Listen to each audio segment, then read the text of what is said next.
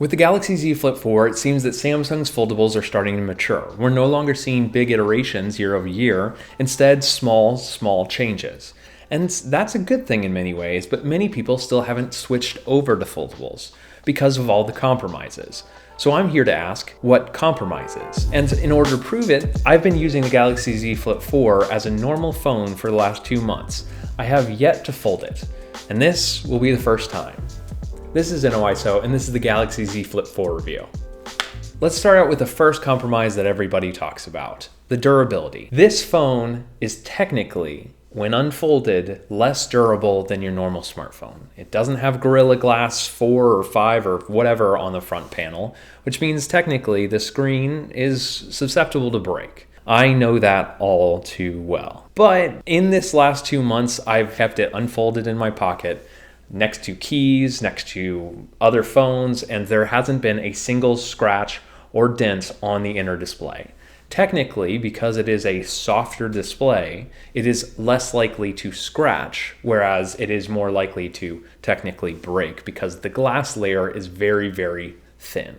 But as far as I've seen, even when this breaks, it seems to be individual points rather than the entire screen cracking like your typical smartphone does.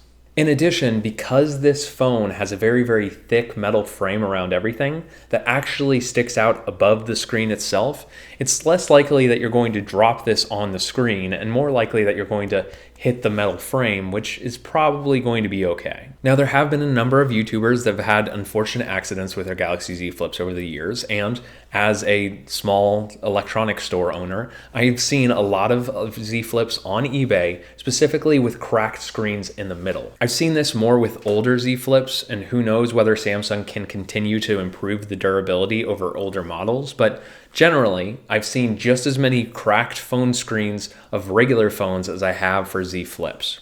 Obviously more, because there's more regular phones out there. What percentage, I couldn't tell you personally, but I know that it's not 100%. Quinn over at Snazzy Labs was very confident about the durability of his Galaxy Z Flip from a couple of years ago, and personally, I know that if I was folding the phone, it's so nice to finally be able to do that. If I was folding the phone, then the likelihood that the inner display gets cracked when I'm pulling it out of my pocket or it happens to slide out of my pocket in the car is a lot lower than, for example, most of my other phones, because it's not going to drop on that delicate inner display.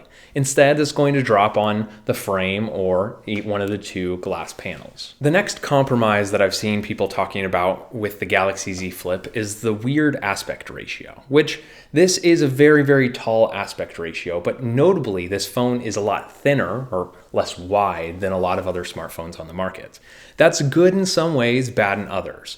Personally, I've made a lot of use out of the wider or the taller aspect ratio because I personally put a YouTube video on the top of the screen while browsing the rest of my phone. And so I always kind of multitask and do multiple things at the same time. It's nice to have that upper screen real estate and what is close to a 16:9 aspect ratio display on the bottom of the phone. Generally, the phone is also light enough such that I don't notice the extra weight on the top of the display. It's not actually that awkward to hold. It's very, very comfortable and easy to use ergonomically. Normally, I don't like square edges of phones. I like if there's a little bit more roundness to them. But considering I can very easily wrap my entire hands around this phone and grip the other side while still getting a decent amount of coverage with my thumb, the experience is pretty solid while using this one-handed. The next compromise, which I understood when I was folding the phone, is that it's actually a lot tougher to get to the information that you want to. Right now, I can only see like very, very small amount of information on the outer display. And if I want to see anything in detail, I have to open it up, which is technically slower. But then I pose you the question, why fold it? There's no obligation for you to fold this phone. Yes, it's the highlight feature, but you could only fold the phone when you specifically need to, if you need to fit it into a small pocket or a small purse, and then keep the phone open when you know you're going to need it quickly. So it fits perfectly fine into every single one of my pockets, folded wide open. And since it's been in my pocket for 2 months and I haven't had any sort of durability issues, why not just use the phone just like this? The next compromise that I've heard a lot of people talking about when it comes to this phone is the cameras. Notably, this has a big upgrade over the Z Flip 3 in that both cameras are incredibly good and on the same level as the Galaxy S22 series. Now granted, there's no ultra zoom telephoto lens that you get on the Galaxy S22 Ultra, so I can't zoom in to the Statue of Liberty from miles and miles away. But frankly, on the Galaxy S22 Plus and Galaxy S22, I didn't find myself using the 3x zoom lens on those phones all that much because it really doesn't change the amount of shots that I could take. I tried some 2x zoom photos on this with the standard sensor cropped in, and the photos came out decent, if not incredible. Yes, I think this is the one compromise that I actually agree with. If you specifically want to take a whole bunch of photos on your phone and want that telephoto zoom, then yes, the Galaxy S22 series is going to be a better solution. But for everyone else, the two cameras on here are incredibly good. The photos taken from this phone were just right up there with my iPhone 14 Pro, my Galaxy S22 Ultra, and my Pixel 6 Pro. I hadn't gotten my Pixel 7 Pro yet at the time. In my personal opinion, I actually prefer the color science of this phone over the Pixel and the iPhone, but that's a personal preference. The night mode on this is still very, very capable. One of the last compromises that I see a lot of people talking about when they see foldable phones is the crease, which honestly, at this point, I don't understand. Honestly, if people have made it this far with massive notches in their iPhone displays and it just disappears for them, then they're not going to be bothered by this tiny little distortion in the middle of the display. To my eyes, it's significantly less distracting than something like a large notch, or more importantly, something like a massive dynamic island when you're watching content in the middle of your display. Instead, it's just a slight distortion of light that is noticeable only if you're really looking at it. When you're generally just using the phone and swiping around, you stop. You stop noticing it. It just becomes part of the phone rather than a huge distraction. The last compromise that I see people talking about with foldable phones is how expensive they are.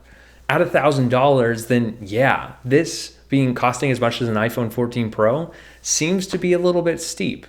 The good news is this isn't $1,000. I know Samsung will tell you otherwise, but this is not $1,000. From the very beginning, Samsung offered just incredibly big promotions on the Galaxy Z Flip from a pre-order perspective, and even now you can get it for a substantially lower price just if you look a little bit. Whether it be free watches or free headphones or just a steep discount from the original price, the Galaxy Z Flip 4 has not been truly $1,000 since the very beginning. Now, this is technically a trait of all Samsung phones. All Samsung phones get discounted heavily off their first release, but notably with the Z Flip 4, one thing that I noticed, and a lot of other clever people noticed, is Samsung was offering a $900 promotion, $900 cash, for the Galaxy Z Flip 3 from last year, which if you bought it for MSRP at $1,000 means that it only depreciated $100, which Samsung phones depreciate a lot more than $100 in a year. So if you are super savvy, then you went on eBay, bought a Galaxy Z Flip 3 for $350 or $400, and then immediately traded it into Samsung to upgrade to the Galaxy Z Flip 4 for $900 trade-in value. So basically, this phone was effectively $400 or $500 off. And that's not including the $200 credit that Samsung gave you towards buying other Samsung products, like a Galaxy smartwatch. The Samsung Galaxy Z Flip 3, you can go on eBay right now and buy it for less than $500. This phone, you can buy on eBay right now, unlocked for less than $600 or $700, which means that this is cheaper than every single one of the iPhone 14 series. But let's say you're not comparing it to iPhones. Let's say instead you're comparing it to Pixels. Technically, this is going to be more expensive to the Pixel 7, but I'd argue that this is a more premium experience than the Pixel 7. By this point, you at least maybe sort of agree with me that this phone isn't nearly as compromised as you might have originally thought, but you're still probably asking, why would you actually pay for the additional feature that is a foldable phone? I'm glad you asked. Let's start with folding it in half and talking about the footprint. I've seen people specifically say that they want a foldable phone that is the thickness of a normal phone when they fold it in half, which seems kind of absurd. But like, this isn't that thick. In reality, while this is thicker than a normal phone, if you put an iPhone in a bulky case, this is probably not that far. And what this does is allows you to put it into pockets that your standard phone couldn't fit into. There's a lot of people who wear yoga pants or small short shorts or whatever that specifically have smaller pockets that couldn't fit a regular phone. This phone could fit into a lot of those. Most of the pants that I wear on a daily basis have pockets that are normal phone size, but there are a couple running shorts that I have where the pocket is large enough, but it's got too wide of an opening so that if I went running with the phone in my pocket, the phone would definitely just bounce out and just shatter on the ground. The benefit of having the Galaxy Z Flip 4 is it's got a lot lower center of gravity, so it can go deeper in the pocket and not slide out. That is, when it's folded. Unfortunately, I wasn't able to use that feature with my Galaxy Z Flip 4. I've done it in the past with other Z Flips. The other big benefit of the foldable features of the Galaxy Z Flip 4 is in the fact that you can just set it up as like a tripod anywhere. I know this feels like a gimmick because initially I never thought I would use it, but being able to basically set my phone up as a tripod and then record myself playing with my Pixel watch or experimenting on another phone, swiping and tapping, taking B-roll on another phone, or just setting it up when I'm trying to take a photo with friends and no one's around to take a picture for us. So we just set the timer on this and then just have it propped up on something. It's actually a really good feature. It's actually a very usable feature. And I found myself using it a lot more than I expected. And while this isn't specifically a feature of the Fold itself, the fact that you can just take a photo and show people what they're looking like in the photo to make sure they can fix their hair or whatever, it's pretty cool and it's a nice feature to have. By this point, maybe you're actually interested in looking into a foldable phone. And I gotta say, your first solution if you want to look into foldables should not be Best Buy or some carrier stores. If you go into Best Buy or carrier stores, technically you can play around with a foldable phone, but the experience is not going to be the same as something that you can actually slide in and out of your pocket.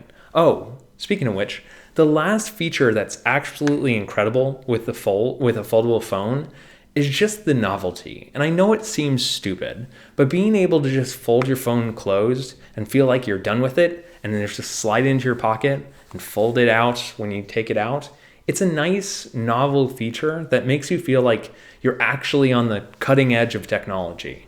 The fact is what foldable displays allows you to do is take a larger footprint or a larger screen and constrict it into a smaller footprint. That's all foldables are for, which for something like this is actually incredible that you can get such a very, very revolutionary feature for what is the price of a normal phone.